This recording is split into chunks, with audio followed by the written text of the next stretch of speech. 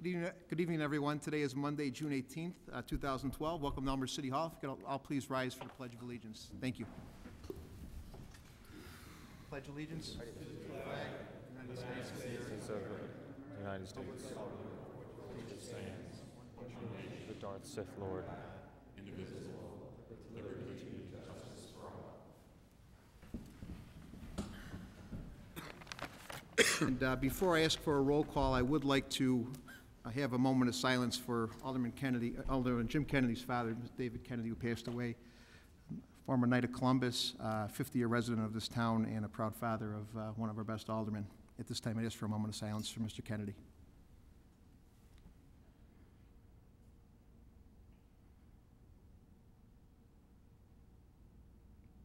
Thank you. At this time, I ask Clerk Spencer to call the roll to make this meeting official. Hessa. Here. Gutenkopf. Here. Leader. Here. Dunn. Here. Graham. Here. Polumsky. Here. York. Here. Hipskin. Here. Healy. Absent. Levin.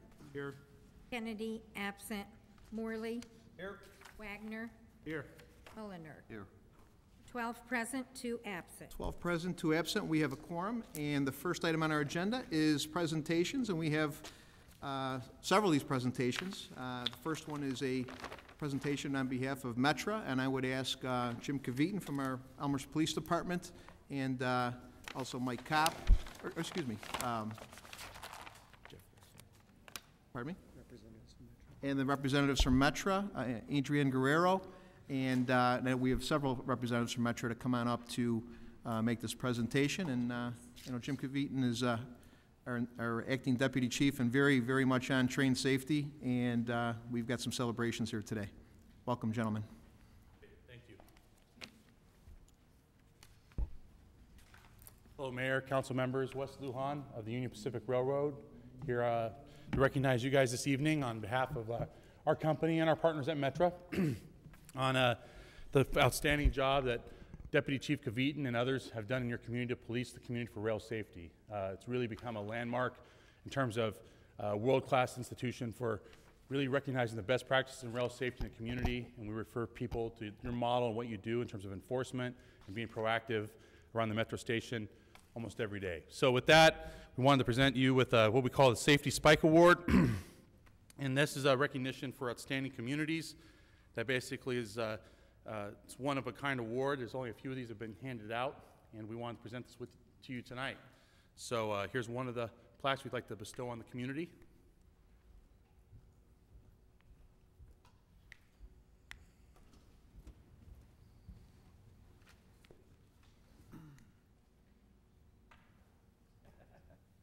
Great.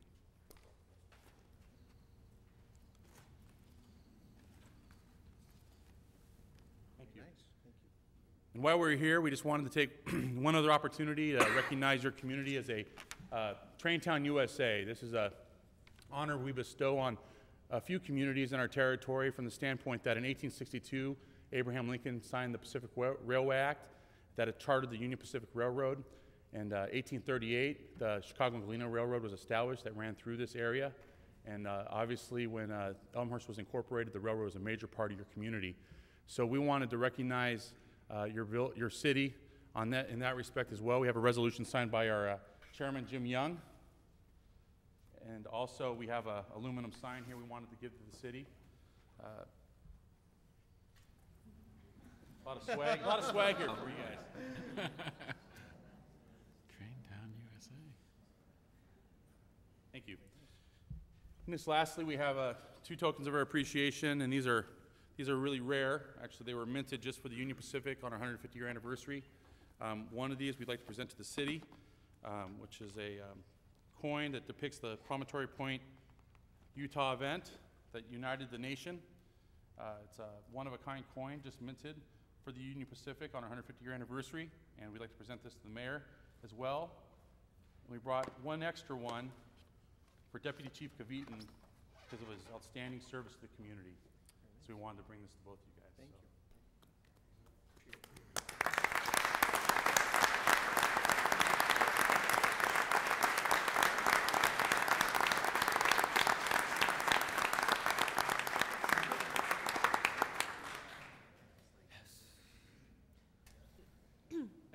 told the mayor, we also promised to fix some of the squeaking over by Poplar Avenue, so we have some greasers going in here this summer that hopefully will make the noise a little better over there. So I know that some of the residents call every now and then, so I just thought I would take an opportunity to let you guys know that. Thank you.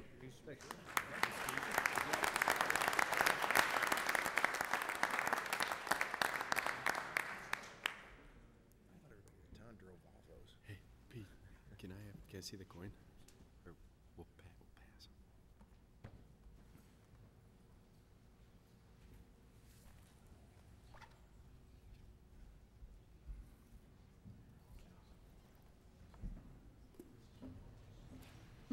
Just going to stand down here because we've got many celebrations happening today, including York High School's award-winning boys lacrosse team. And I believe for the first time, I think this team was assembled relatively recently, and Coach Canfield can talk more about this. But this past year, they took second in state for Elmhurst.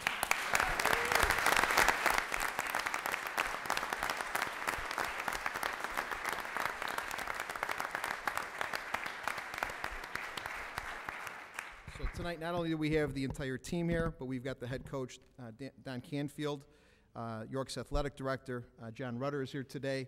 And with that, I'd like to hand it over to the coach, because I'm sure you've got a lot more you can say about this great team. And I have certificates for each and every one of those players. So, Coach, come on up.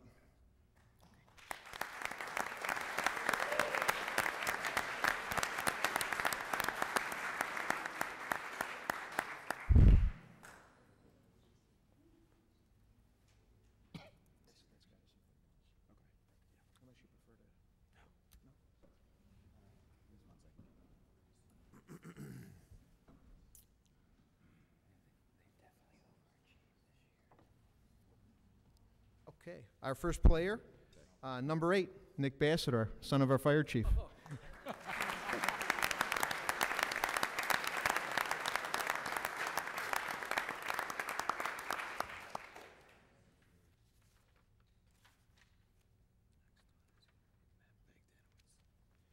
And our next individual, number 81, Matt Bogdanovich.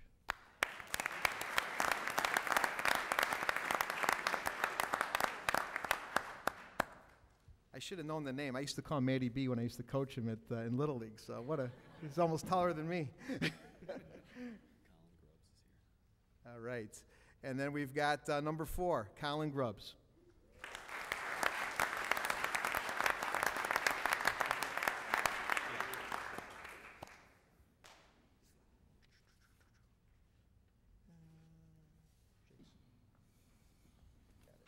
Okay, and number 13, Jason Gujeski.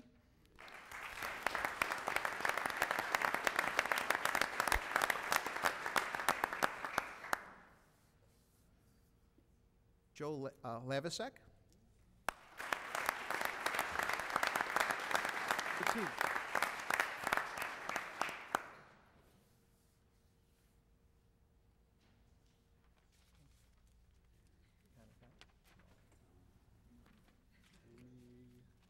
Jack Lesniewski, number 12. Okay, number 12. And number 12, Jack Lesniewski.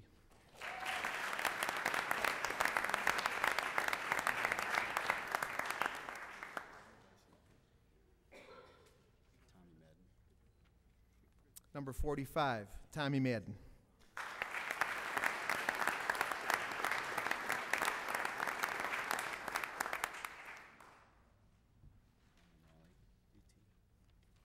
Number 18, Brian O'Malley.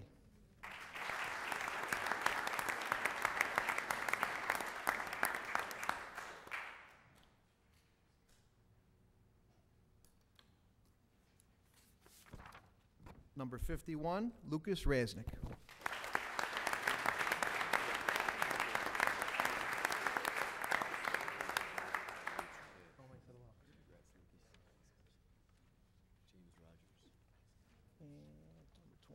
Number 20, James Rogers.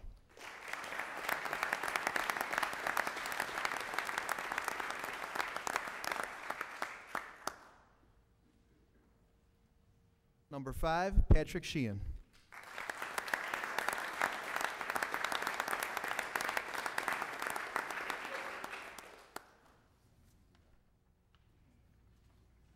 And number 44, Zach Umbriaco.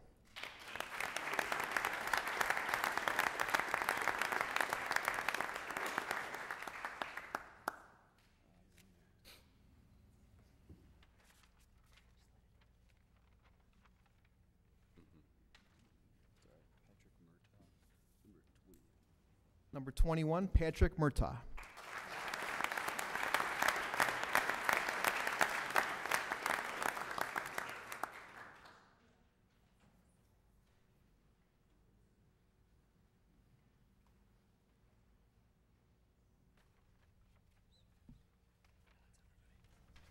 I think that's everybody. If you guys would all like to come up to the dais and shake all the aldermen's hands, we'd love to have you up. Coach Rudder, come on up.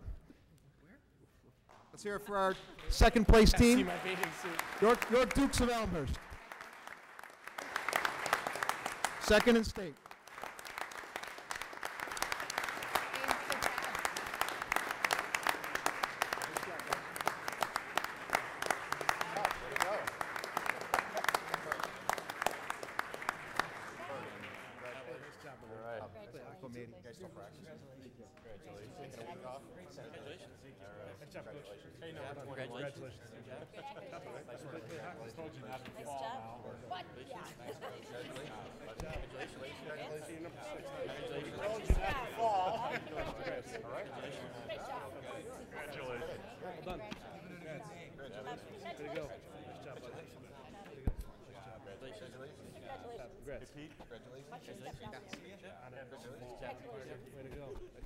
Parents, feel free to come up front. Come on right up front, center if you want. Congratulations. For the picture. Watch your step. Great job. Turn around. And turn around.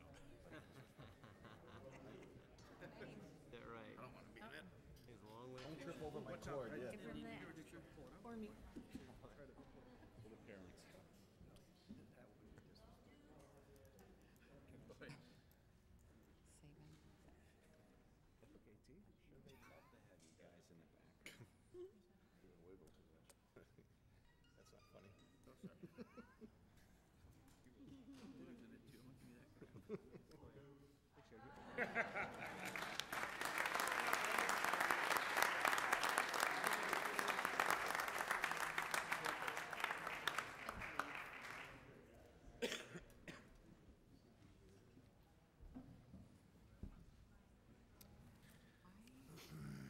Separate committee reports. I mean, why is this here? It's staff update would be a mass exodus. Yeah, we got to know that side after easy days. And now the exit. I think we're good. We'll let the room clear here We still have to create that school. before we go on to our next awardee. Exchange student. Give a receipt if we're going to exchange her. Hey, Chuck. Except for having.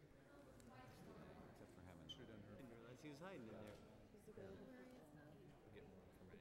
Yeah, I'll find out. I can, And certainly couldn't just change the zone for one parcel. I know that, but I mean, you could do a conditional. It's not conditional use. School in barbecue and conditional use. That's where you can vary the zone. I guess the second round. You can do four. I guess. We're not, but we could just do it for all. No, but that's what I mean. Oh, we could change it. Talk about it. So probably ping home around. There's probably a reason why we're doing that. That's what I want to know. Some of them liked it. No, we're not. They saw something. So maybe he's getting and then That's my guess. All right. Our next honoree is a soon-to-be exchange student on behalf of Rotary International, and Ms. Daisy Dosey, did I say that right? Dose is a York student, I believe, here at Elmhurst, and she is going to be traveling overseas to represent Elmhurst and Rotary. And Mr. Liberté, would you like to come up? I know you're with Rotary with our Elmhurst Rotary, and if you could speak on this lovely lady's behalf. But we'd also like to send her away with some items to honor the places she's going to be visiting here. So with that, Mr. Liberté. It takes a certain kind of student who is willing to give up a year and go abroad. And from York High School, we have not had a student willing to do this for the last couple of years. And so when she applied to the Rotary to go abroad, she did this, as all students do, without ever having any idea where she might go. Since she's been studying Italian, she thought she might be going to Italy, her first choice, but she's going to Indonesia. And has jumped in, and I think she can tell you a little bit about it, but we are so proud of Daisy and very, very excited that she has this opportunity. So Daisy, it's all yours.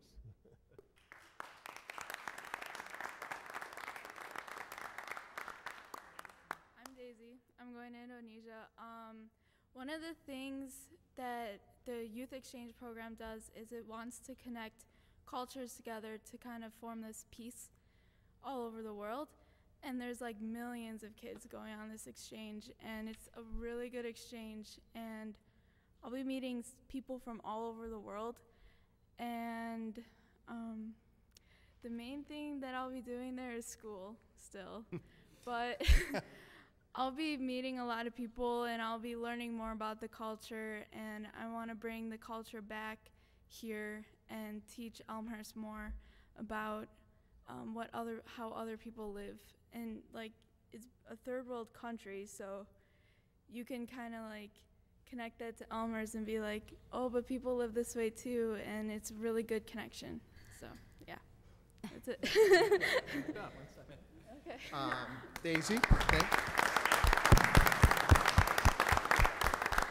I'd like to first of all present you with a certificate of achievement for doing this and for being honored by Rotary, which I'm a proud member of.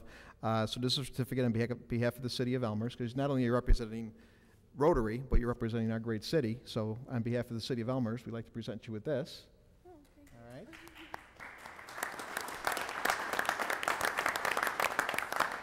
And on top of that, we've got a lot of city pins here, which we'd like you to distribute to anybody that you feel should understand a little bit about what your community's about. These are official seals from the city of Elmhurst that you could pin mayors, you could pin anybody you feel is special that should be acknowledged out there.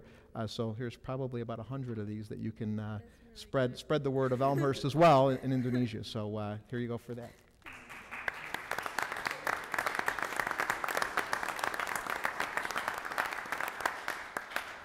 We wish you the best and safe travels as well too. So no, you're good. You're good. All right.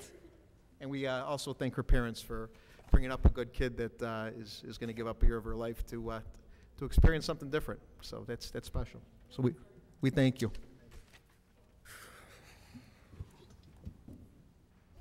Very good. Checking for her, I guess.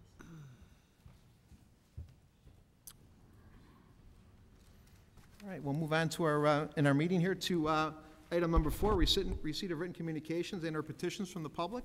At this time, is there anyone with any written communications and or petitions? Please rise and present those to Clerk Spencer, who is up here to my right. Anybody?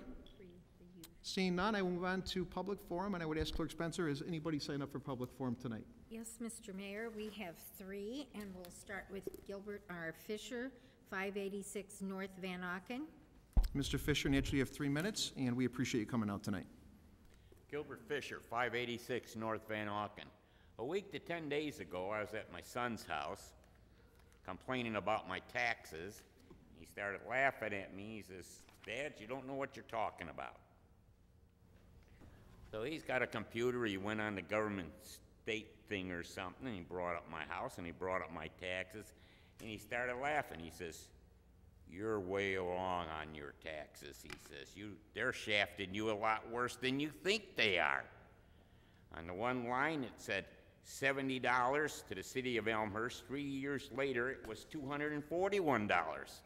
In 3 years, my taxes on one line to the city of Elmhurst went up over 300%. My taxes showed on there from 2009 to 2010 went up over 12% total points on the total bill, over 12%. I complained last year about my taxes. They said, "Don't worry about it, Mr. Fisher. Next year, the valuation on your house is going down, and your taxes will come down. This is just a one-year spike on your taxes where it went up 12% in 1 year. Well, it's this year, and they were half right. Valuation of my house went way down. Well, my taxes went up again. This is ridiculous in a free country. You people are taxing us, and we're heading for chaos. Maybe you don't read the paper, you don't know what's going on in the world, but around the world, governments are falling, cities are burning, thousands of people are being killed from what you're doing to us, my government. The government of the United States of America has to be destroyed. It has to be changed so that people who worked all their lives are not shafted and robbed of their retirement and robbed of their houses. Thank you. It's on the computer. My son couldn't believe what I was telling him, and I wasn't even telling him half of what was right. You guys are robbing the American people blind, and you're hiding it and smiling and saying, "We're nice, we love you." Yeah, and you got both hands in our pockets. Thank you. Good night. Thank you, Mr. Fisher. Yes, sir. Oh, thank you, Mr. Fisher. I thank you for coming out tonight. Thank you. Next, we have Claude Pagash, 566 West Gladys.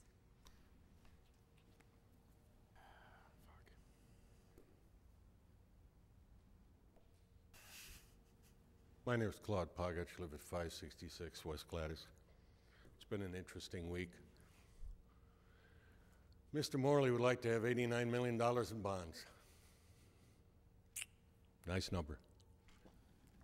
Sorry Mr. Kennedy can't be here tonight, but he's got a committee that it hasn't come up with the number that he wants in bonds.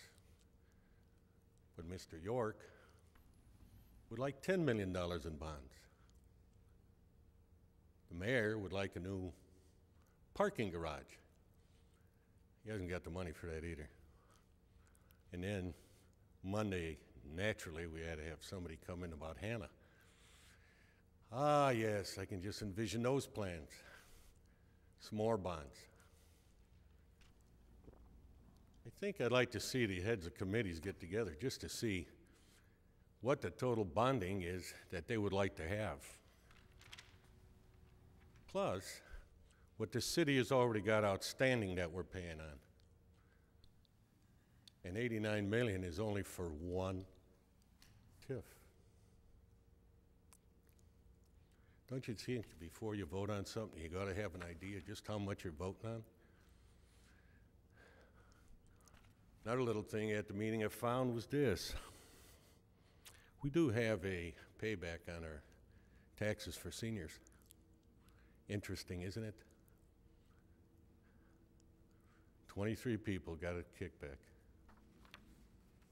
$860 to be split amongst them all. At one time, 2 or 3 years ago, we were bragging about putting $10,000 aside to pay back people,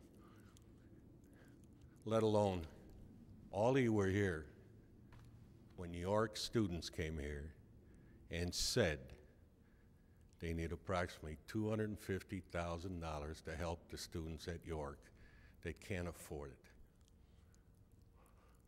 So maybe you guys got to start thinking about these bonds again. $100 million worth of bonds plus what you got sitting out there. And I'm waiting for the city to let me know under the Freedom of Information Act just how much is sitting out there in bonds I'm paying off. And that little meeting, Morley, maybe it was a mistake of the reporter, but he asked for the library and the school district and the park district, have a little meeting with them. Well, maybe the one thing that should have been added is Claude, if you maybe could we wrap ought it up to in have about the 10 seconds, people I'd appreciate it. they'd have to pay these bonds, the residents show up too. I'd like to see how government really works. Thank you, Claude. And last, we have John Robiletti, 625 West Gladys. John Robletti, 625 West Gladys. I was at the Finance Committee meeting, and they're talking about raising the sewer tax, and then they'll come and say, well, it's only gonna be $1.50 or $2 a month. For all the $2 and $3 a month you people have been putting on us, that's enough. You wanna get the money? Take the $1.25 million from the food store that the mayor brought in without talking to you people or anybody else. He shouldn't have done that until the council voted on it. And that's enough with this. It's only gonna cost you $2, $1.50. Well, they don't give that to me on Social Security. Thank you. Thank you, Mr. Robletti. That concludes public forum as far as who signed in for tonight.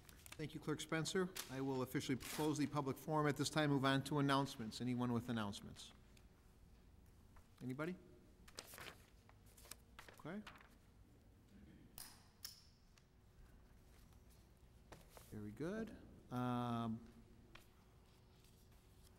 I will move on to our consent agenda. Is there anyone that may have a question or maybe want to vote no on a particular item on the consent agenda? Please indicate that at this time. Alderman Brown? Letter Q. Letter Q.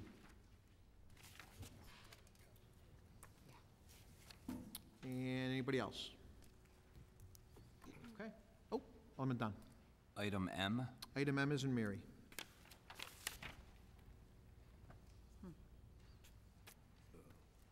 Okay. Anybody else? Hearing no other removals, I'd ask for a motion and a second to approve the contents of the consent agenda, less items M as in Mary and Q. Alderman York with a motion. Alderman Levin with a second.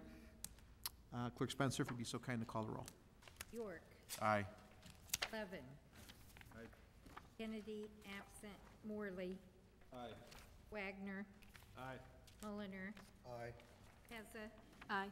Gutenkopf. Aye. Leader. Aye. Dunn. Aye. Graham. Aye. Palumski. Aye.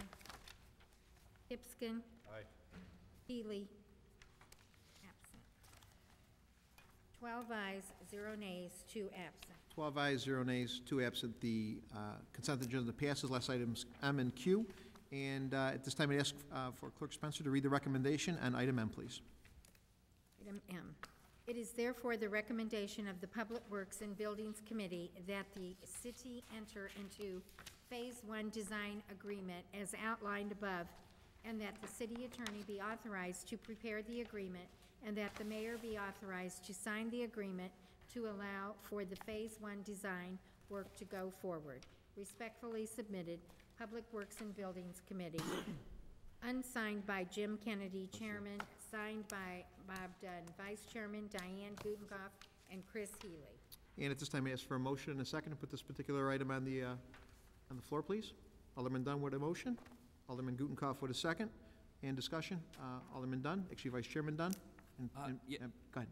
Yes, just briefly, after some discussions with follow-up to our meeting last week in committee with Alderman Gutenkopf and our Assistant City Manager, Kopp, we'd like to pull this report back to committee.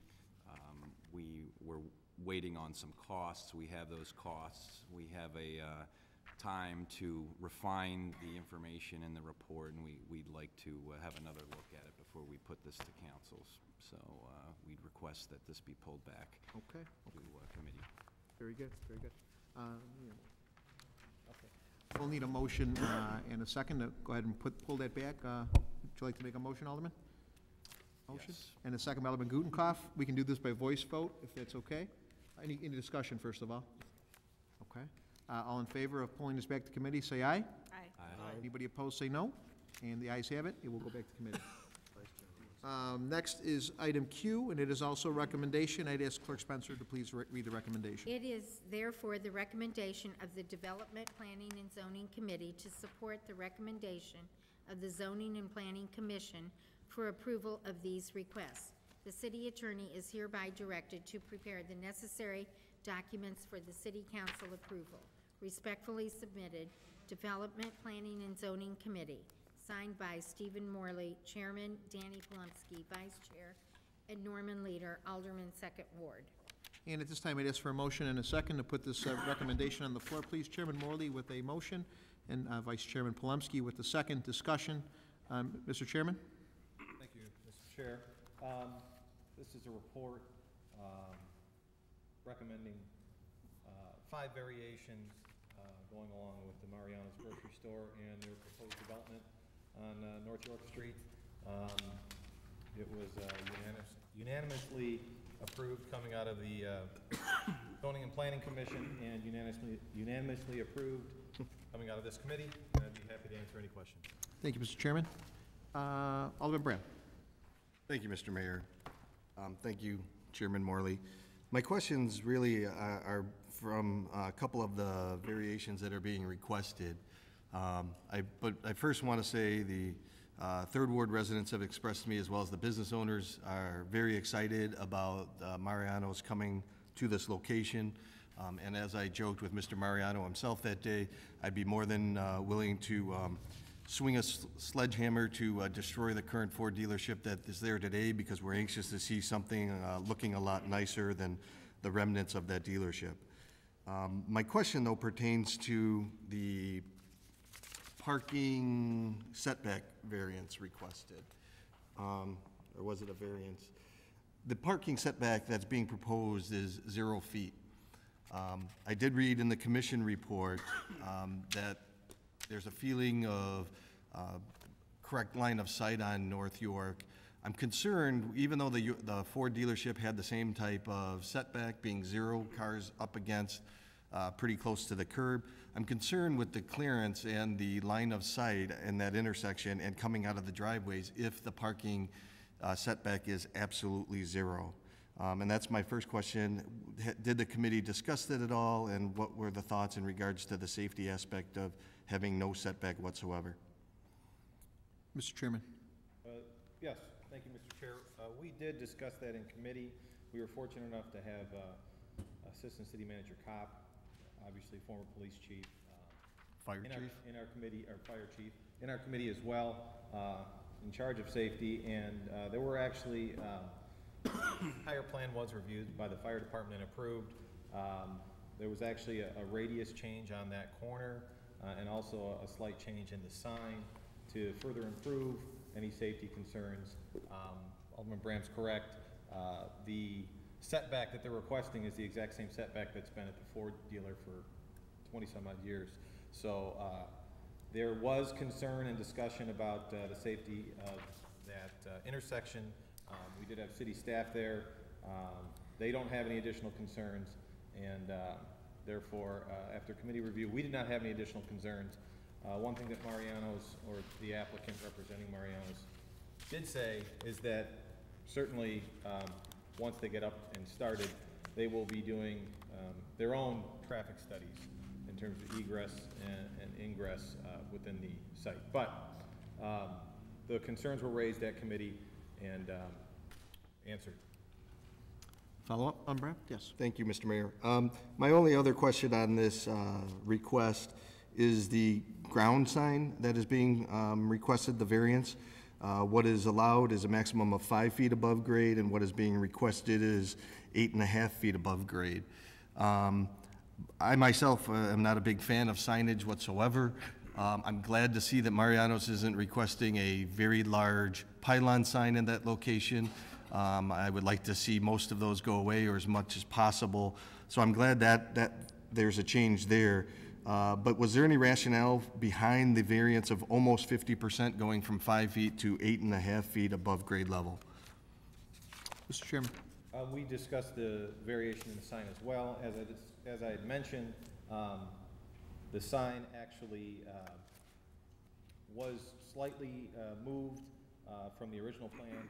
The other issue is that when you travel north on York Road, so if you're coming from downtown or from the highway, and you're traveling north on York Road, you're actually heading up a slope. It's actually a hill. And the concern was that if they stayed within the allowance, that people trying to get to Mariano's would not know early on they have to get over in the left-hand lane to turn into Mariano's. So that was one of the rationales given, that if you made the sign slightly bigger, it would be an easier directional sign for people trying to get into the site. Very good. Thanks, Mr. Chairman. Any further questions to Alderman Brown? No, thank you. Okay. Any other discussion, questions? Hearing none, I'd ask for all those in favor to say aye. To approve the recommendation. Aye. Aye. Opposed, say no. Ayes have it, and the report passes. We move on to committee reports. Item number 7, it is a recommendation. Clerk Spencer, if you could please read the recommendation.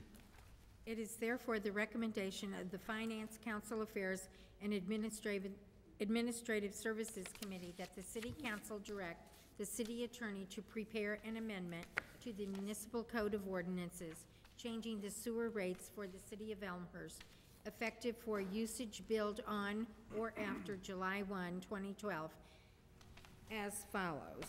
Okay, we have residential rates per 1,000 gallons, and we have sewer, new and current. Sewer would be $5.12 new, current $4.88. Bi-monthly minimum on residential rates again, per 1,000 gallons, $4.06 new, current $3.87. Commercial rates per 1,000 gallons for sewer new, $5.12, current $4.88. Bi-monthly minimum new, $4.06, current $3.87. Respectfully submitted, Finance, Council Affairs, and Administrative Services Committee. Signed by Stephen Hipskin, Chairman, Kevin L. York, Vice Chairman, Mark A. Mulliner, and Scott M. Levin. Thank you, Clerk Spencer. And at this time, I ask for a motion and a second to put this recommendation on the floor, please. Chairman Hipskin with a second by Vice Chairman York. Discussion, Chairman Hipskin. I'll be happy to answer any questions anyone has about this. We've been going through this and reviewing this for a while. I think it's been on the docket. Any questions? Any questions or discussion? Alderman Gutenkopf. Thank you, Mr. Mayor. My understanding is that this reflects a 5% rate increase over the current rates, and that is that correct? Yes. I'm a little confused. 2 weeks ago, we talked about adding additional bond capacity to try to even out some of our sewer rates moving forward. And we agreed as a council to bond another almost $3 million. And we had a lot of discussion about that. And at that time, I was left with the impression that the charter proposed rate increases that the City Council had been presented with reflected a variety of options, from 3% to 5%, bonding anywhere from $2.9 to $4 million. And that after our discussion, I had hoped that the City Council would be approving a report with a lower increase for sewer rates moving forward. In fact, if I may, I went back and watched us. Fortunately, we videotaped these and we can do that. So I went back and watched it, and Alderman York's comment was that adding to the bonding would smooth out and reduce rate increases moving forward. That, in my words, it would keep sewer rate increases lower than otherwise would be possible had we not looked to alternative sources of revenue for some of the infrastructure improvements that we're going to be engaging in. And yet, we're looking at a 5% increase, which was the highest proposed increase in the chart that was under discussion. So I'm not particularly comfortable with these two pieces of information or these two activities that we're engaging in. I had hoped that bonding the $2.9 million would have allowed us to keep this increase down this year. And apparently we can't. So I'd like an explanation as to why. and a little bit more discussion about what we think we're doing to residents in town. Thank you. Thank you, Alderman. Alderman York, Vice Chairman. Yeah, thank you, Your Honor. The discussion, as you said, was true. I believe, and I didn't bring the schedule with, but Marilyn's out here to help me, but originally when we started looking at this some months ago, we were looking at 7.5% rate increases, I think for the relatively foreseeable future. Is that correct, Marilyn? 8 years at 7.5%. So, what we see tonight before us is 5%, which, as everybody in the committee said the other night, nobody's happy about raising the rates.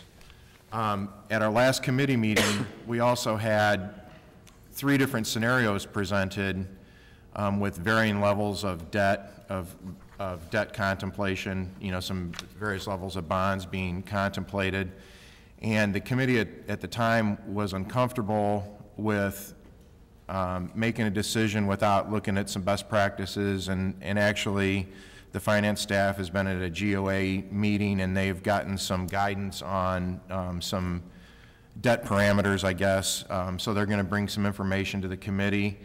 But in the meantime, what the real problem is if you look at the schedule that was provided with the report, the fact of the matter is that the cash balances in this municipal utility fund are pretty critically low presently.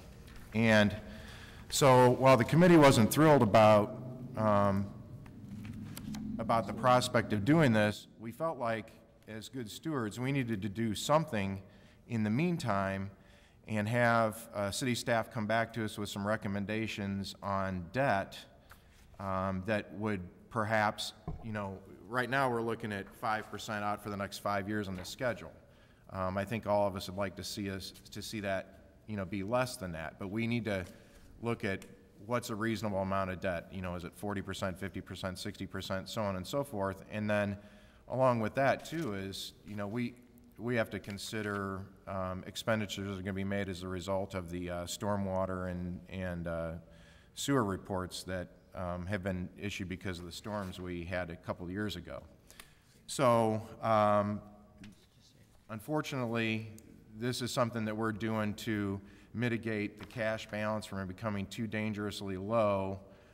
We do have quite a few projects scheduled in basically $14 million worth of capital improvement projects over the next 5 years, and we're currently looking at about $7,900 in bond. That's what's on this schedule right now. So I don't think that that's by any means set in stone at this point in time, but we felt like that we needed to move forward with a rate increase to get the cash balances stabilized and moving upwards. And if you look at the cash balances, it goes out 5 years and it gets up to a pretty nice point, just a little bit over $4 million, and then wham, another relatively large capital expenditure comes along and knocks it back down to 1.3. So that's why we're doing it. Unfortunately, water treatment, I think, is one of the things that I consider, and hopefully everybody up here in the dais would consider. This is core and critical stuff. We need to make sure that our water is safe to drink and that we're good stewards of Salt Creek, which is where a lot of this stuff ends up after we're done with it. So I can't think of anything that's more core and critical. A couple other things that I noted when looking at this report is that, we're very cognizant of operating costs. And if you look at just the operating costs in this department projections, over the next 5 years, annually, the operating costs are only projected to increase by about just a little over 2.5% per year. So I believe that we're doing a good job. Can we do better? We can always do better, but we're doing a good job at controlling our costs here.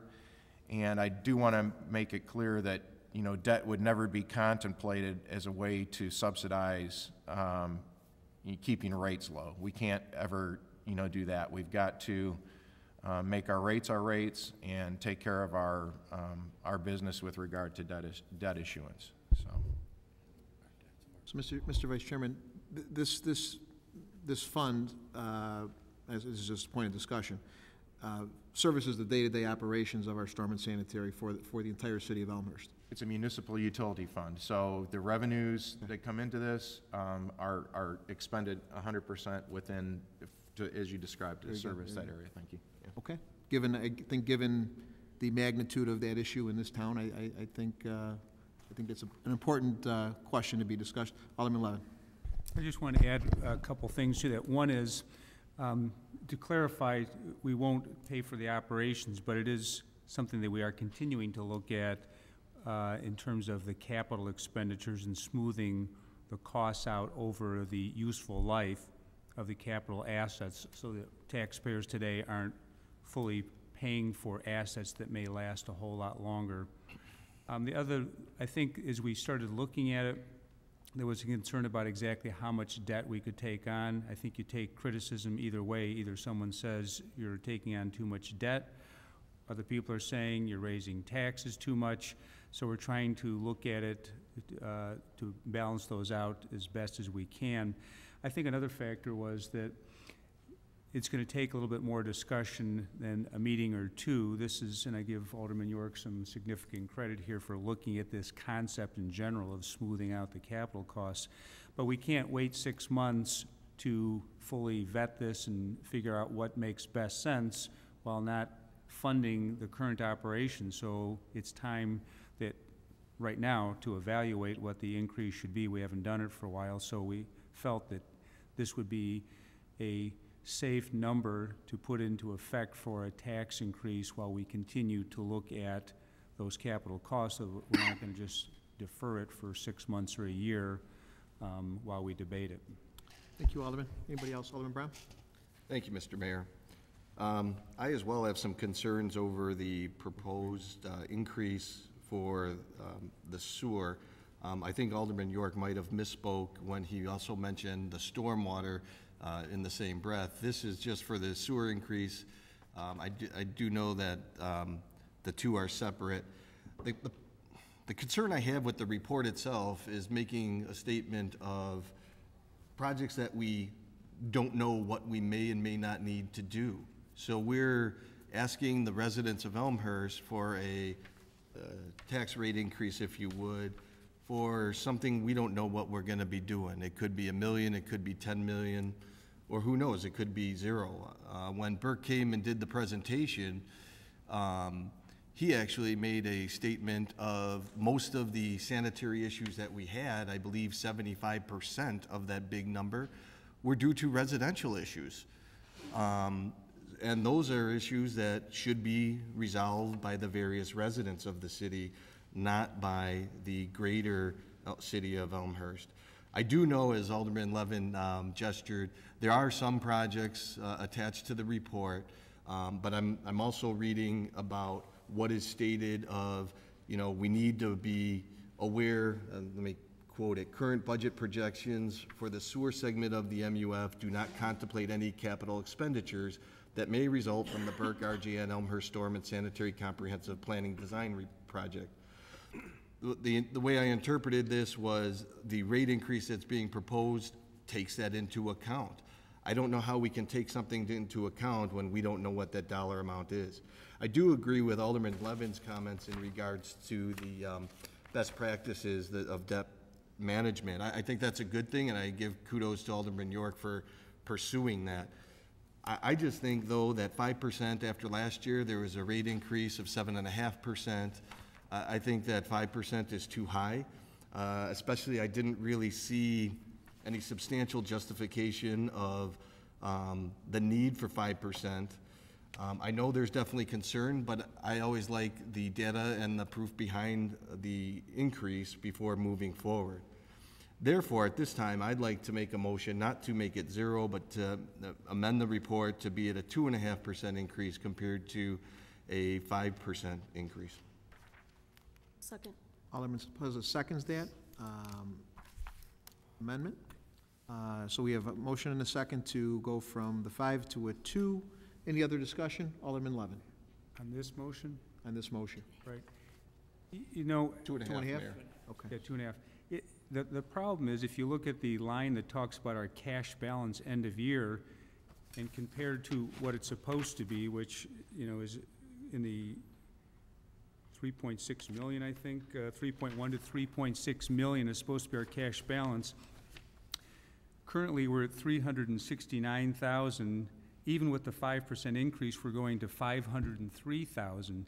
I can't tell you exactly what it'll be at 2.5, but I suggest we're going to be even lower than the 369.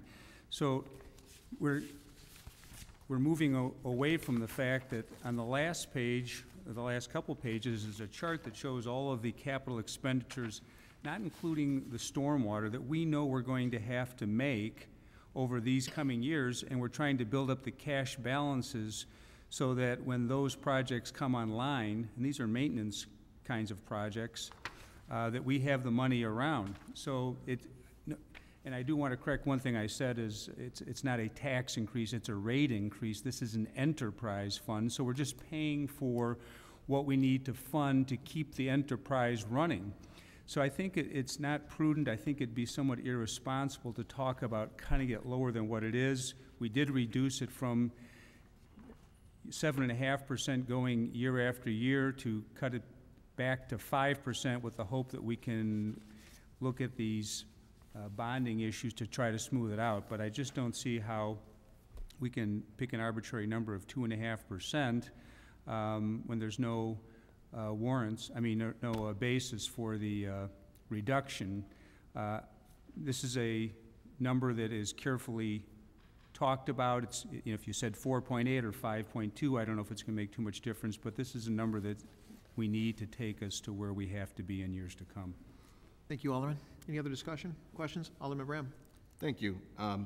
I guess some of my basis, and maybe it's the lack of understanding of what is stated in Schedule B here, but there are stuff listed here that I think that could either be delayed or deferred, if you would.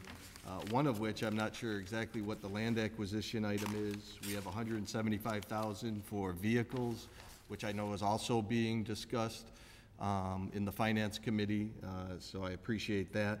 So I do think that there's something that until we actually have a better grip on what our needs are, that going up to the 5% increase level is, to me at least at this time, significant to compound that with property tax increases, as some of the residents spoke here today, as well as all the other increases we needed to do, one of which being the water increase due to other government bodies or other bodies not associated directly with Elmhurst. So I think that the motion and the amendment to this report is justified.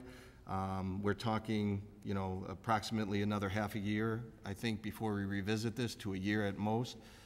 So I think 2.5% reduction would be appropriate.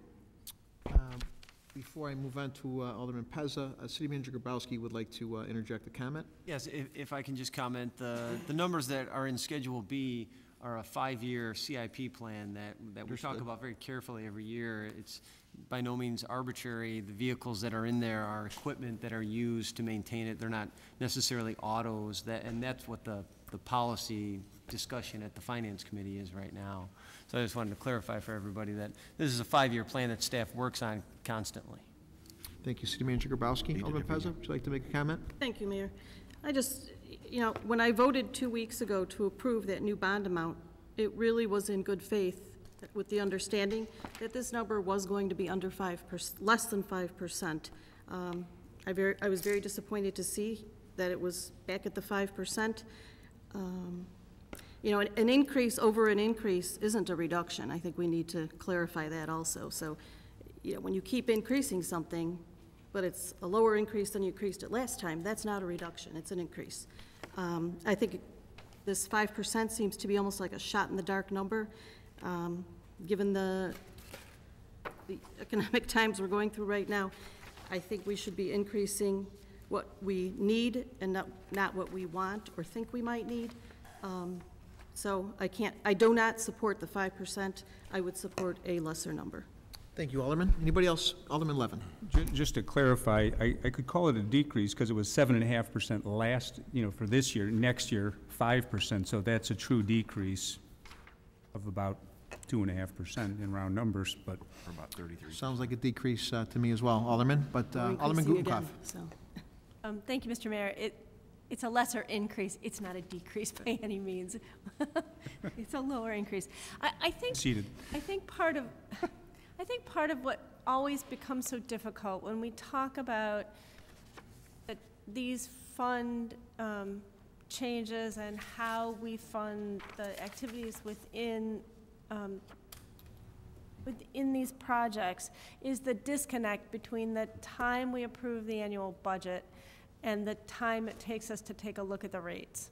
And I think that makes it really tough for us to, as a council, as a committee, you get an opportunity to really talk about this. And then it comes to council as a report, and we don't have the benefit of the weeks of discussion that you've had as a committee. And for me, that's what I always find is hard to go back to and to look at, is that there's been this time lag since we approved the budget. The first thing I think about is, well, we approved the budget, how come we didn't know we were going to put this increase and this bond in place at that time? You know, we knew we had to fund everything that was in the budget, but it takes months now to come around to this. And that leads to these kinds of questions. I'm not suggesting that you're going to have an answer right here this minute, but I think that's what becomes really frustrating for me and frustrating for residents, is that we talk around this increase and it gets to this point now, we're thinking, well, didn't we know that we were going to need to pay for this stuff when we passed the budget months ago? Alderman York hasn't got a response, it looks like. Thank you, Alderman. You finished? Yeah, I think so. Okay, very good. Alderman York, and I'll go to Alderman Levin. Yeah, I'd just like to comment, and again, Maryland's right out there, but I know that the schedule we were looking at prior to the one that's published here was the 7.5% or 8% over the next 8 years. So that has been on the radar even through the budget discussion. So that's kind of the premise that we've been operating on. When we've looked at these last year, we approved a 7.5%, and we were thinking that without things changing, that was going to be what was going to be occurring. As far as the 2.9, that hasn't changed either. That was always in the mix so long as I can remember. So I think those are pretty constant things throughout the last year that I can recall. Alderman Levin? Well, I know the committee does spend more time talking about it, but this capital budget is kind of a moving budget. Every year it's updated, but I don't think it's really that out of line in terms of what these numbers are and how they've been projected over the past years. To make it more simple, as I use the analogy of what we're paying for here, is it's sort of like a condo association. You can say there's certain capital needs that are going to come up. The roof is going to last 20 years. It's going to have to be replaced. The back porches are going to last 15 years. They're going to have to be replaced.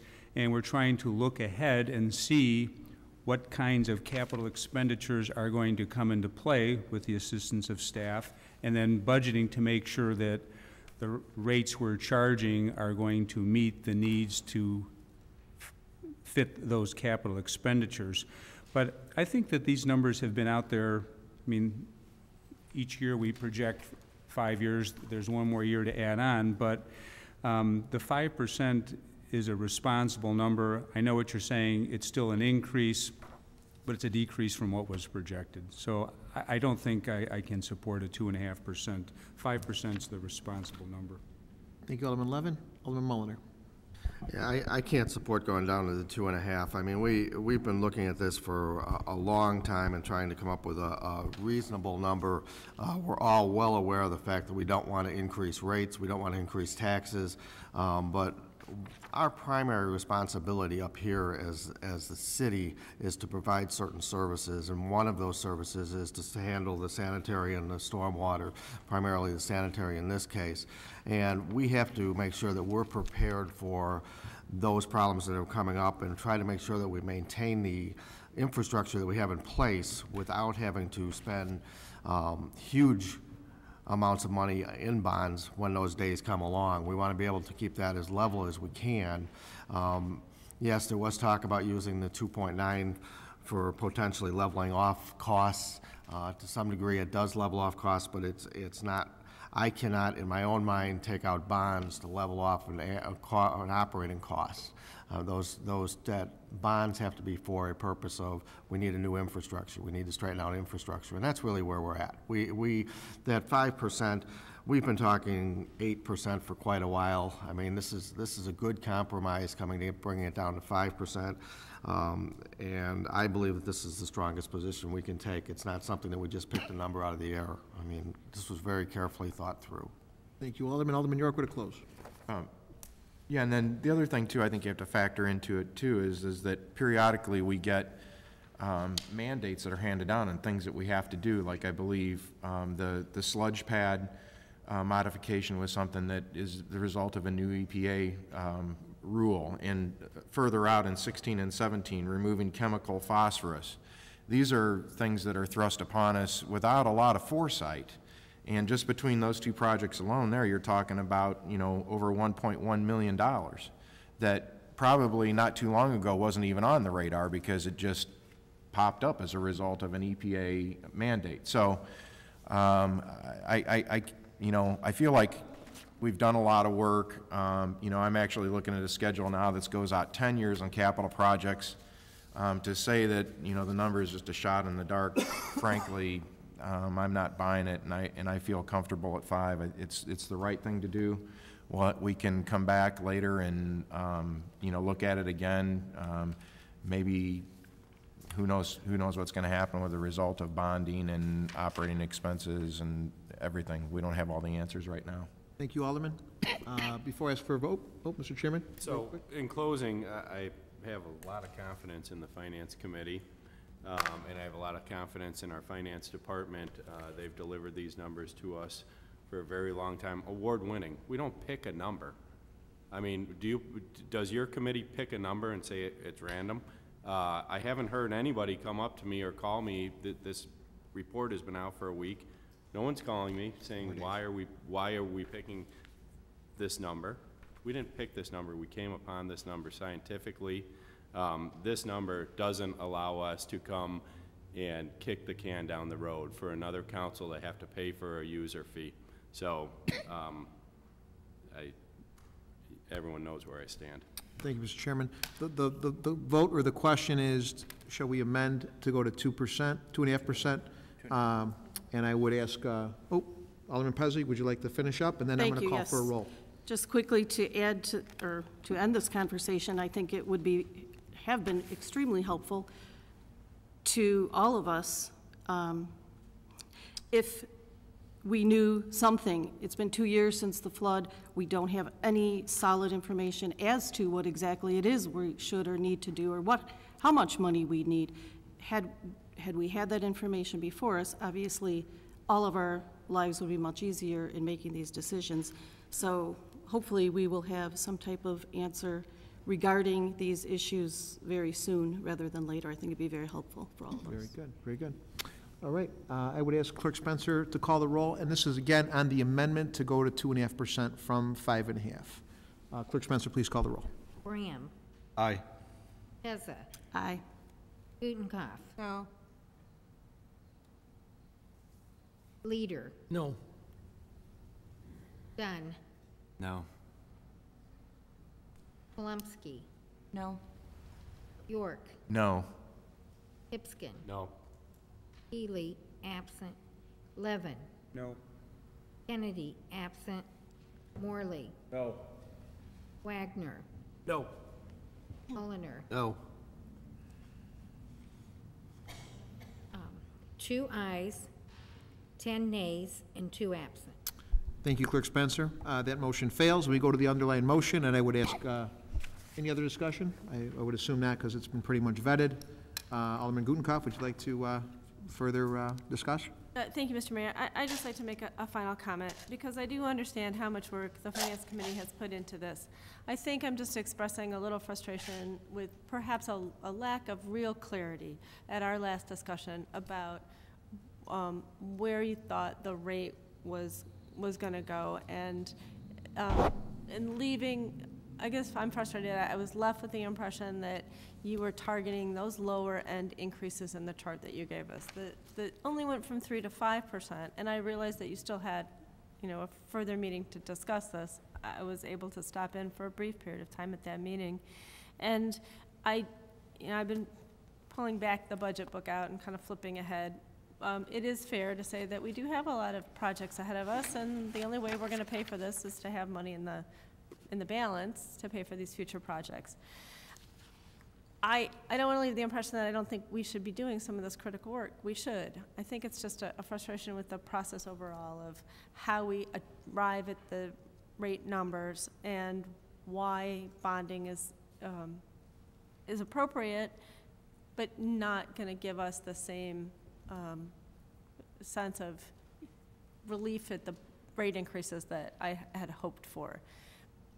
I think we need to move ahead. Most of these projects come before the committee that I sit on, and so I'm anxious to have the money that we need to go ahead with these projects.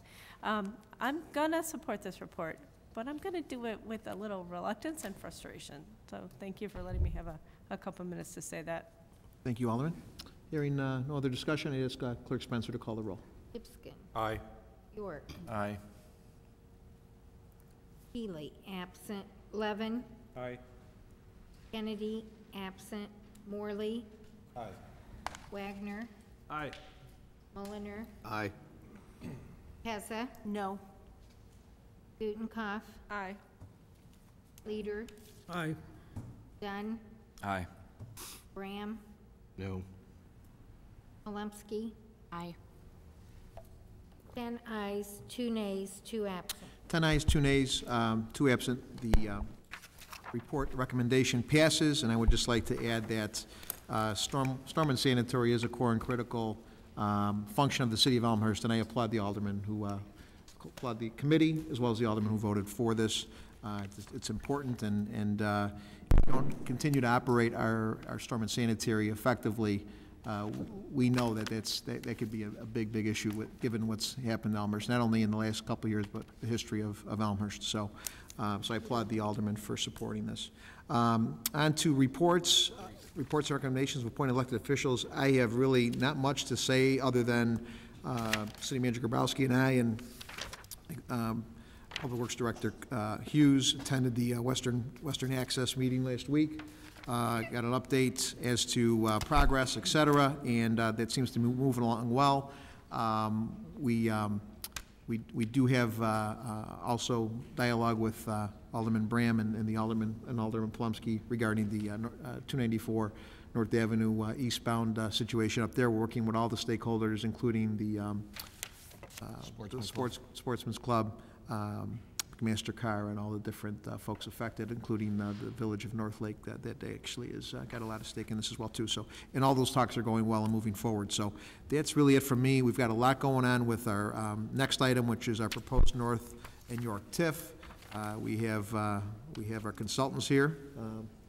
Excuse me, Alderman Mulliner. Yeah, I just have one question that relates to this, and it's not relating to the North End thing. It's the Stormwater Task Force. Is there any update or any timetable for an update for that, so that we have an idea of when that's coming forward? We're beginning to get lots and lots of questions. Absolutely. City Manager Grabowski, can you give us an update on where the committee stands? Yes, thank you for asking. We have been working back and forth with the committees on drafts of the subcommittees of drafts, basically the storm subcommittee and the sanitary subcommittee. We expect to see those finalized next Monday, and we are trying to schedule a workshop where they can come in, they can present what their findings were, and also bring ComEd in. We recently had a meeting with them to ensure that they were storm ready, and we'd like them to come in and present to the council as well on preparations that they've been making, improvements throughout the community. So we should see that shortly. We've been working with the attorneys on various aspects of it. So that's been the core of what we've been doing. Thank you. Very good, very good. As I hand this next report over to our TIF consultants and Assistant City Manager Kopp. We approved earlier the recommendation for zoning for Mariano's, and one of the next big things coming on the pike is getting them here financially, and this TIF is going to be the conduit to do that. It's also going to be the conduit to lay the groundwork for the whole North York corridor, which I think is definitely in need of a huge shot in the arm. And again, I thank Alderman Pezza and Alderman, it was Gutenkoff and Bram, for putting the recommendation together for us for this North York TIF. And so with that, I would hand it over to our consultants, and we're at the, Chairman? Yes. If I could set this up just a little bit. Absolutely. Chairman Morley, go ahead.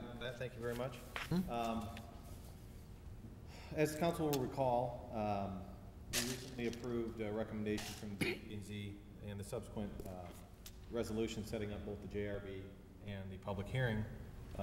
Unfortunately, as the council will recall, we didn't have that discussion until about 10:30 in the evening, and I think most of us were pretty wiped out. So in discussions with city staff, we thought it was a good idea to bring the city council up to speed.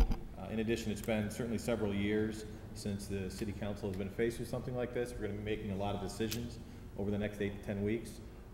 So we felt it was a good idea to have city staff and also our consultant here to go through this. Several aldermen have asked me, when will we have a chance to discuss this in a public forum? Here's your opportunity. Assistant City Manager Kopp is going to bring us up to speed on the North York TIF. He's going to walk us through the timeline, where we are, some of the decisions that we're all going to be facing in the next couple of weeks. And he's also going to set up some of the target dates. Certainly some of the dates are set by resolution, but depending on how things go, these are target dates. The other thing I want to remind the council is that the committee continues to work on the 2 other TIFs. As you'll recall, we decided about 8 weeks ago to lag them behind so that we weren't stacking up 6, 8, 10 meetings in over a 2-month period. The Riverside TIF and the York and Villette TIF are the other 2 TIFs we're considering. At our last meeting, we went over a potential timeline for that. I believe city staff's going to have that in the packet for the council members in their next packet.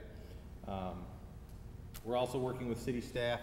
The committee's working with city staff to develop and review potential formula sharing options for our other taxing partners in parallel with this.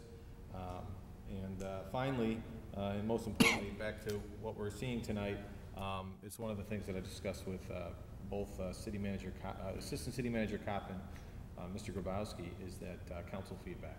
So that's just the way to set it up. Thank you. Very good. Thank you, Chairman Morley. And Assistant City Manager Kopp, all right, I'd like to take it away, sir. We'll just do a quick update. Shouldn't take that long, but just give it where we have been and where we're going to. The timeline, things that we've completed already. This all started over a year ago, back in March of 2011, with help of staff and the EDC. We looked at what are ways that we can help economically develop Elmhurst, and one of those was take a look at some of our sub-areas. And the comprehensive plan is like 9 sub-areas. EDC, along with staff, picked like 5 to have Kay McKenna review. And Kay McKenna did that by direction of City Council. And then in June of last year, the Economic Development Commission made a recommendation to City Council to evaluate the possible TIF districts. And at that time, the EDC recommended the City Council that we look at the 3 they're looking at now, the North York TIF, the York and Villette TIF, and the Riverside Drive TIF. And then City Council then directed Kay McKenna to do the TIF feasibility and eligibility reports, which they did as City Council reviewed them, concur with the draft eligibility reports. City Council, then the next step was to direct Kay McKenna to develop the redevelopment plan and project, which they did, and the City Council then reviewed that, and then, as Alderman Morley talked about, gave the city attorney direction to write the public hearing resolution. These dates here that we're looking at now, really the TIF Act, the Illinois legislation, pretty much sets up the dates and the timelines for doing these meetings to ensure there's proper notification and everybody knows what the City Council is working on and what they're working towards. So on May 22nd, we put the draft TIF plan eligibility report on file with the city clerk for public observation for anybody who wants to come in and read it. It's been sitting in the clerk's office. It's on the front counter here at City Hall, actually, if anybody's interested in looking at it. It's also online. That has to be on file with the city clerk's office at least 10 days prior to the public hearing resolution. So then on June 4th, the City Council adopted a public hearing resolution, which really sets two dates. It's the Joint Review Board date, which is set at July 2nd at 5 o'clock here at City Hall, and the TIF public hearing, which is set for August 6, 2012 at 7:30 p.m. here at City Hall, just before the City Council meeting. And I talked about different notifications. What happens on June 12th, the City Council sent out in regular mail to every residential address within 750 feet of the proposed boundary. That went out, and then on the 14th, we sent out a notice of public hearing to the affected tax districts, the Illinois Department of Commerce and Economic Opportunity, and then any interested parties that can sign up an interested party on our website, and those are all sent out on the 14th. Tonight's June 18th, and we're doing an update and review of the development plan and project. Some of the other timelines that we have to meet is July 13th, July 20th. We have it set to do 2 publications of the notice of public hearing and 2 local newspaper editions. We're set for that. On July 23rd, we sent out notices of the public hearing to all property taxpayers of record in the proposed TIF district and any interested parties. And then August 6th, as stated before, we have the public hearing here at City Hall, right before the City Council meeting. Then on August 20th, the City Council considers the adoption of the 3 ordinances necessary to implement the TIF. And the 3 ordinances are the approval of the tax redevelopment plan and project we've talked about, designate the North York redevelopment project area, which is looking at the map that we set as the boundary for the TIF, and then adopting the tax increment allocation financing for a North York TIF. That's pretty much the timeline, where we've been, where we think we're going to go, where we'd like to go. And then the other thing I have on here is just the Joint Review Board, because some questions about how the Joint Review Board, who's on the Joint Review Board, how it works. On July 2nd at 5 o'clock, here will be the Joint Review and review the TIF plan eligibility report. They'll also review the draft ordinances for the TIF. The JRB is made up of representatives of the following taxing districts. And it's the city, the Park District, county, both townships because it crosses North Avenue, District 205, community college, and there'll be a public member. And then again with the TIF Act and the different dates that we have, so the JRB has to meet not less than 14 days, no more than 28 days after issuance of the notice of public hearing by the city. We fall within that time frame by doing this. Therefore, all the notifications have gone out and people are aware of the Joint Review Board. A quorum for the JRB consists of the majority of whoever shows up that night.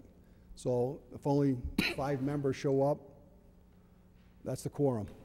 You know, so that's how that's set up, one way or the other, and the number of people that show up, that's our quorum for the night. The JRB, what they do is review the development plan and project and the proposed enabling ordinances, and they make a recommendation to the city on whether a TIF should be created. And the JRB's recommendation is only advisory, it's a non-binding recommendation. So over that, on the July 2nd night, hopefully the JRB will make a recommendation to the City Council. Recommendation to move forward with the TIF, but it's a non-binding recommendation, and there's even, if it would be a no vote, that the city still with the 3/5 vote can put the TIF in place. But, so that's basically the basic tenets of the Joint Review Board. And then the last we have is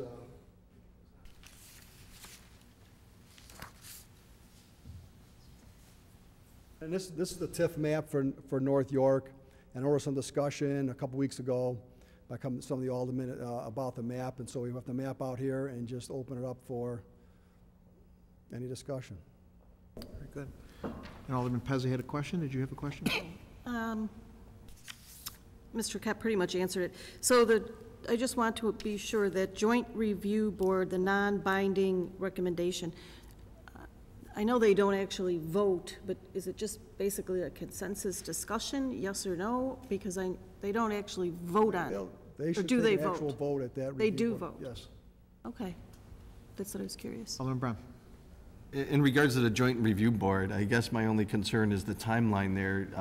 You mentioned that a quorum is whoever shows up pretty much for it, but if we have all those representation, especially from all the government bodies, especially that this is a proposed new TIF, not an existing TIF for the last 20-odd years, is July 2nd really a must-have date when a lot of people will be out of town of 4th of July and that being that week? Is there something that's set in stone on we're doing it July 2nd, or could we move that out or in a week where we'd have greater attendance and more input? as long as it's between that 14 and 28-day period, but we have been contacting other taxing districts, and we don't think that's going to be a problem getting the people to the meeting on July 2nd. I'm also talking about the public who might want to attend and listen to the Joint Review Board, especially from a new TIF perspective. In the past, the experience we've had with the JRBs is that they're pretty well attended by the voting members, and naturally, we've got plenty of public notice on this, so do not see an issue with getting people here. They're normally not during 4th of July week. Right. Okay, well, we'll point it out. Yeah, 4th of July is on a Wednesday, too, so I don't know if many people are going to be actually leaving town on a Wednesday in the middle of a work week, but Can I, one more thing that Mr. Biano just brought forward is that it is sort of set in stone because the public hearing resolution said it's going to be July 2nd. If we decide to change it, we have to go back out for notification again. That's the date of the new JRB. City Manager Grabowski, would like to make a comment? Chuck, the JRB can deliberate and reconvene to vote if they choose to, correct? That's correct. The statute actually allows them 30 days in which to to reach a decision. But the July 2nd is the initial meeting. That's why August 6th is over 30 days from July 2nd. So they would have basically 34 days or a little more to make the recommendation. If in fact they reach a conclusion, either positive or negative on the 2nd, the attorneys will be preparing a draft resolution with which they can make a recommendation, and that would be passed on to this council for their review and further action. Very good. Anyone else? Alderman Mulliner. Yeah, this is an opportunity for us to, because this is on television, to make sure that the public is well informed on what a TIF is and what the purpose of it is and why cities, et cetera, want to do this. We've talked about TIFs. I think the people who are sitting up here on the dais clearly understand what the TIF is, but I think there's some times of difficulty in the public understanding what a TIF is. So I'm wondering if we could take just a couple of minutes and at a high level, explain specifically what a TIF is and why it's beneficial to a city. If you go back in our forefathers and we look all the way back into the 50s, we'd find out that the city of Elmhurst fought very hard to make sure that things such as Oak Brook Shopping Center didn't end up in Elmhurst. That was a decision that they made at that time. And today, we're doing just the opposite. We're looking for ways to entice businesses and to entice growth in certain particular areas. And Mr. Kopp, if you wouldn't mind taking a couple of minutes and just kind of at a high level explain what a TIF is so that the public understands how it functions. Sure.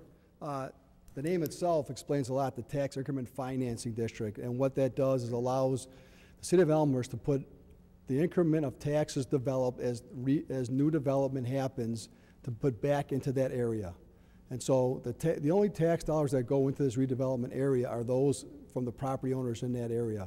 What happens is the base of the AV gets frozen now, and then for 23 years, any of that increment that's developed above that gets put back into the Tax Increment Financing District.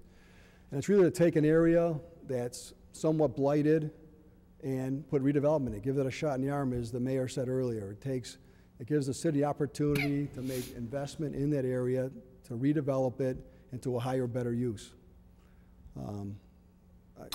City Manager Kopp, real quick, I have a question. So with the TIF freezing the EAV, being that we've had decreasing EAVs there, we're actually going to stop the bleeding, basically? Would that be appropriate? For the last 5 years, the EAV of this for the last 5 years in this TIF designated area, the EAV has lagged behind the city. Right. So therefore, the rest of the city is making up for that loss in EAV as the rate changes with the EAV.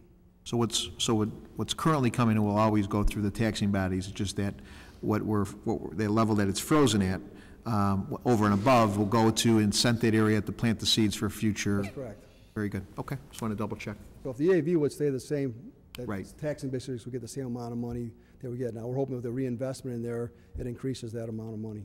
Very good. Alderman Mulliner? Yeah, I just want to follow up with this just for just a minute, because I want to, to me, it's very important that the public understands what's occurring here. I know we've got a number of these TIF districts in town, but I want to make sure that everybody understands. EAV, we talk about that, and it sounds like everybody would know what it is. It's assessed value for your property. So everybody understands that that's the assessed value. The other thing that I think everybody needs to understand is there's, to my way of looking at it, there's a little bit of a misconception of understanding whether these are beneficial to school districts and park districts and other taxing bodies. In the long run, these are extremely beneficial to those other taxing bodies because of the fact that in the current environment, there's a tax cap that allows the school districts and other taxing bodies in our area to only raise taxes a certain amount. At the conclusion of this TIF, they get what's called new growth, which is above their tax cap, which means that they get to gain significant dollars that they would not normally get if we didn't do these TIF incentives. So there's some real benefits to the other taxing bodies. And I really think that it's important for the public to understand that we're not going out there taking money away from the school district, the park district, the township, and all these other organizations. What we're trying to do is to provide them with additional dollars. And yes, it takes a little bit of time to get there, and I know the committee will be looking at some sharing of some of these things. And one of the nice things about this particular TIF is that it does incorporate things such as Churchville and Conrad Fisher schools, which makes a huge difference because we're able to assist them with some projects that they may have, which has not been done before because of some changes in the law. But I think it's really important, and the only reason I really wanted to go over this was because this is on television and a lot of people will see this, and I think it's important for the public to really understand this. Thank you, Alderman. Alderman Pezza? Thank you, Mayor. As long as we're trying to clarify things for the public, I would like to make clear, I've had a lot of people say, oh my goodness, you're doing 3 TIFs right now all at once. I just want to make clear that what we are discussing this evening and what all these meetings will be for are just the North York TIF. We're not doing all 3 right now. That's correct. So that North York TIF only. it's this one for now. That's correct. When will we have the timeline for the other 2 as to what those will? You'll put in the packet for next week. When the DPZ So we looked don't at know it at their last committee meeting, and we can get it out to the rest of the council in the next packet on Thursday. And obviously, the urgency we have with this North TIF is we have an instant business that is looking to try to get out of the ground as soon as possible. And I'm sure it's trying to make some weather arrangements here with trying to get it out of the ground by fall, so which I think is a great thing. The faster we can get this business up and running, the faster we start collecting sales tax and real estate taxes and all that fun stuff. So, so I applaud you guys by pushing this prior to the other 2, and I think the other thing that we have to realize is that originally the consultants, I believe, identified, what was it, 9 areas that we looked at, and then we narrowed that 9 down to 3. So we started looking at a variety of spots that were challenged and had EAV issues, et cetera, but we took that 9 down to 3. So and we're monitoring those other areas as well too, but these 3 I think are pretty significant, especially the one that has the business here that's ready to go. So anybody else? Questions, discussion? Alderman York. Yeah, I think just to follow up on a comment that Alderman Mulliner made, I think, another thing that really strikes me as a critical element of the TIF, especially in the North York, is if Elmhurst does as good a job as doing this TIF as they did in the Central Business District and the other 2 TIFs, I think that we're likely to see significant increase in the property values surrounding the TIF district itself, and that area is not frozen. That area, if those property values increase, like I believe there's at least a possibility for that to happen, I think that's a win-win for the other taxing bodies and including the city of Elmhurst itself. But I think, to me, that's a very, very often overlooked critical part of the whole TIF process, and I think we've got an opportunity here to really get things on an incline in those neighborhoods. Thank you. It's a very good point, Alderman. At the end of the day, if those values do go up, which is our ultimate goal, because those are already on the books and not frozen, they would actually lower the tax rates for our residents that are out here concerned naturally about keeping their rates low. So at the end of the day, you know, we could either embrace economic development, which keeps, you know, property taxes low on our residents, or we can fight it and raise taxes on to provide equal services, have to raise our residential taxes. And I think at the end of the day, all of us don't want to do that. We're all here, most of us are business people, and we want to keep the burden on our residents as minimal as possible, but keep the services up. So Alderman Gutenkopf, question. Thank you, Mr. Mayor. I guess I shouldn't make assumptions, but I'm assuming that the Joint Review Board will talk about the part of this proposed TIF that's currently in TIF 1 and how that works, especially in light of intergovernmental agreements that we already have in place with the school district, because all of the property that's south of York Road that we're proposing for the North York TIF is currently in the downtown TIF. And this changes that relationship that we have and changes the amount of time that that particular property is TIFed. So the existing TIF isn't going to run out, but we're going to switch this property around. How does that work? We're in discussions right now with the schools regarding the intergovernmental agreement, trying to figure out exactly how that works, to be honest with you. But the way it works technically with the city council is that before we adopt the 3 TIF ordinances, we have to de-TIF those parcels as a 4th ordinance. That'd be first. We take it out of TIF 1, and then it'd be part of TIF 4, or whatever we call it, North York TIF. So that's the mechanics of it. It's not a problem legally to be able to do it. No government agreement. Like I said, we're in talks with the school right now to make sure that all flows well. We don't think that it's going to be an issue. What's the timeline left on TIF 1, or downtown TIF, just out of curiosity? 2021. 2021, so we have roughly 9 years left on that particular TIF. Okay. So you know, I think the theory, you know, the thought work with Hahn Street especially, which is a project that, you know, we're reevaluating and waiting for the market to, you know, turn, et cetera. You know, this would allow us to ultimately give maximum highest use redeveloped property back to the district, that, you know, versus, you know, potentially giving them back land, you know, which would be tough. Wouldn't be the best thing for not only the city, but also ultimately we're worried about our schools. So it's a good point, it's a good question, and I think everyone needs to know the strategy behind it is to give us time to make sure that property is at its highest and best used effort level, and ultimately is bringing in as much revenue for all taxing bodies as possible. So, anybody else? Alderman Pezza. Thank you, Mayor. I guess, so at what point, it just raises a question in my mind, since we already have invested $8 million in that Hahn property that we're going to potentially switch over, when will that be discussed? Because I don't really thoroughly understand how and why that works, or if it's in the new TIF, will the new TIF reimburse the first TIF, the $8 million we've already spent? How does that all work? And then when will we actually see like a financial report of benefits and all of this, how this will all pan out? Will that be prior to a public hearing, or what's the timeline for that piece? That'll be after. As far as those dollars, as far as TIF 1 dollars go, there's $8 million investment in that TIF. There's not $8 million in debt right now. That's been paid off throughout the TIF. Now, if there's an investment in that area under the new TIF, that money will go into the new TIF to redevelop whatever it is the city council thinks is appropriate for those dollars. Those dollars will not go back to TIF 1. Could share them actually by law, but it wouldn't. When the council acts, the first thing it will do is to amend TIF 1, so that before any action is taken on the proposed TIF we're discussing tonight, you will essentially reset the boundaries of TIF 1. So those, as this alderperson has said, those properties that are south of York will be removed or amended, deleted from TIF 1.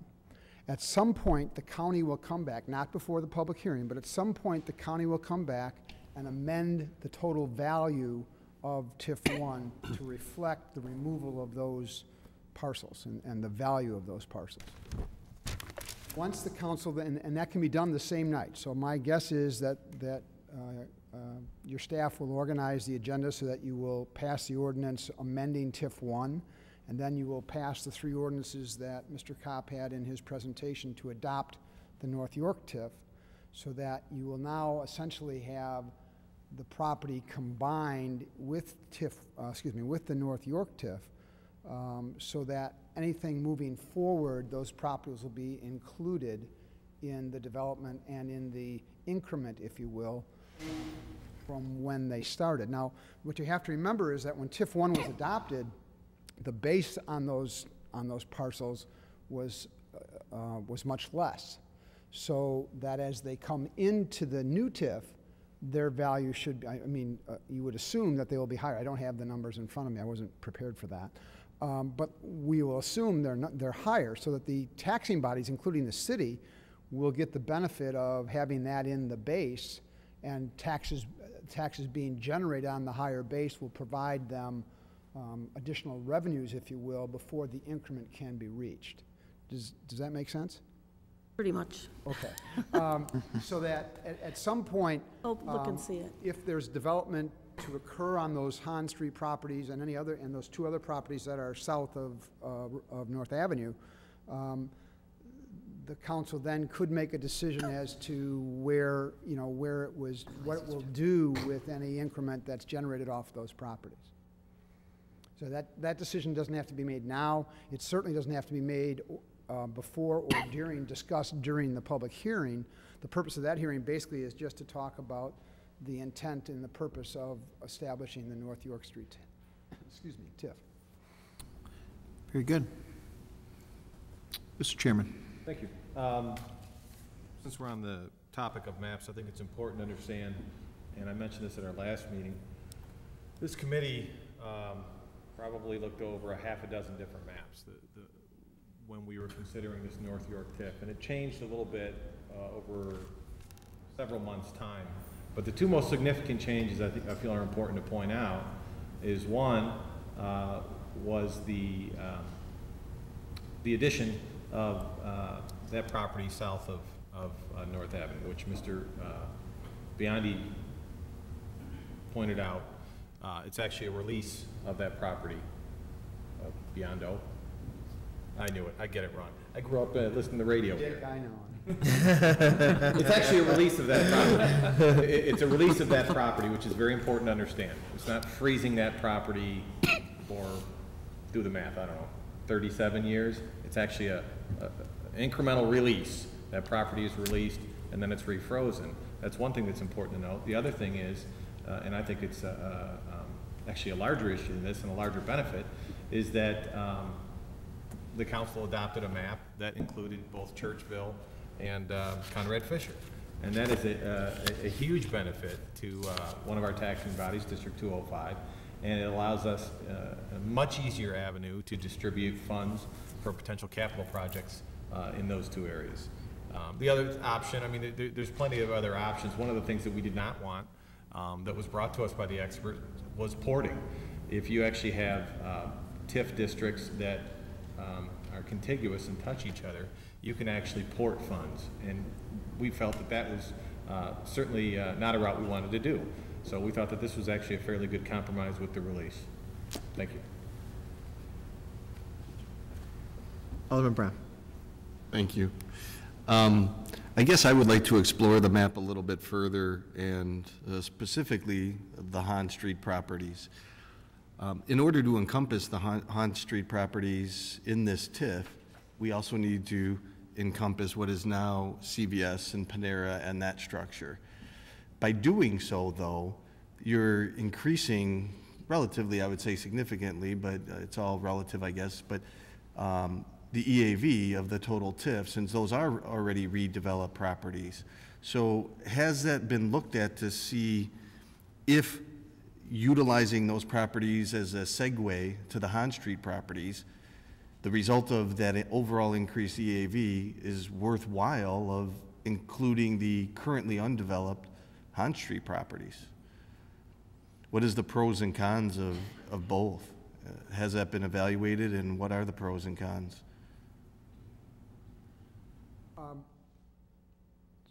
When we looked at the district, you look at the district as a whole. You don't necessarily look at each individual parcel in terms of what improvement or lack of improvement it would occur. You really would have a difficult time excluding those two. I mean, you're absolutely correct. You're right on point. You would have a difficult time excluding those two parcels and having contiguity to the proposed. Well, you couldn't do it. Correct. It was not difficult, but you couldn't do it. Well, I guess now that you put those two in across on the latter two that we put in, the old Hamburger Heaven and the property to the south of there, but I still think you would have a difficult time. We would look to your city attorneys to advise us on that, but I think they would probably opine that it would be more difficult if the CVS and the Panera, those properties there, came out. Agreed. But I guess the $64,000 question that I cannot answer is whether it would benefit or not really depends on what you end up doing with Hahn Street.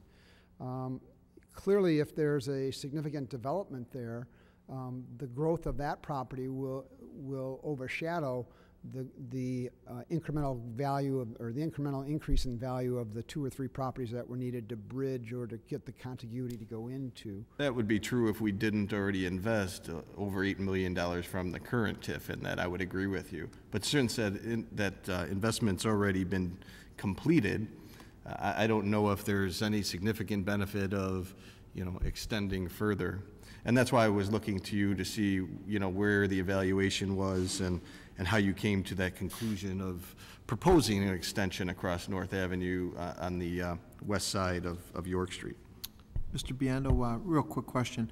The CVS building there, that does qualify for the TIF? I know it was... As an individual property, in as much as it's new, it would be difficult for that particular parcel to say there's a conservation area factor, adverse conditions occurring there.